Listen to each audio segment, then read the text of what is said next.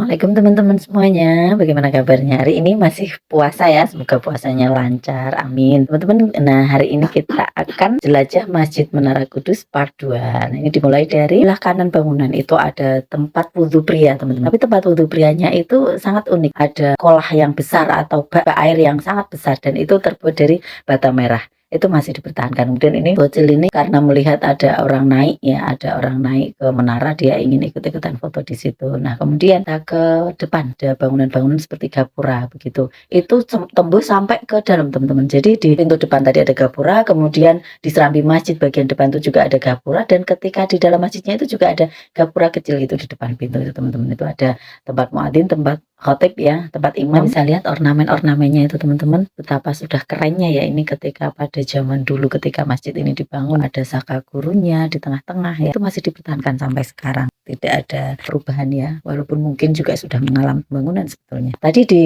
tempat wudhu pria itu ada di samping kanan bangunan masjid. Nah kalau tempat wudhu wanita ini agak jauh teman-teman dari masjid dan tempat sholatnya juga terpisah sebenarnya, tapi ada beberapa orang yang sholatnya di serambi masjid juga nggak apa-apa, boleh ya.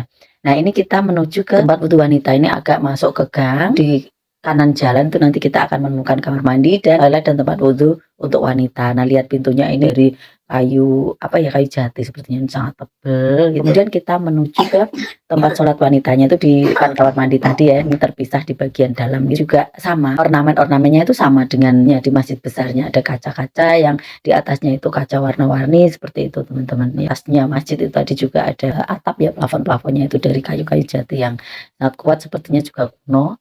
Nah selesai sholat kita menuju ke masjid lagi teman-teman. Nah ini di sepanjang jalan itu pagarnya itu dari bata merah ya teman-teman. Ini betul-betul seperti kita itu melewati lorong waktu gitu ya. Ada gapura, ada batu bata besar. Nah pinggir-pinggir. Nah ini dia teman-teman. Nah, sepertinya itu kita baru saja menghadap raja dari segala raja ya, Allah yang maha kuasa ya. Jadi ada sensasi yang lain gitu ketika melewati bawah lorong-lorong itu tadi ketika saya sedang mengabadikan masjid ya, masjid berkubah putih ini sangat unik ya teman-teman. Ini menggambarkan betapa Sunan Kudus itu memiliki toleransi yang sangat tinggi. Jadi beliau tetap mempertahankan ya bangunan-bangunan yang dipercaya itu bangunan tradisi dari masyarakat ya, sebelum Islam datang itu dijadikan sebagai pintu pembuka. Maksudnya mereka terbuka itu dengan datangnya Islam. Itu di sana nampak masjidnya itu putih, bernuansa putih dan sangat tidak jelas gitu oleh pembangunan itu ya.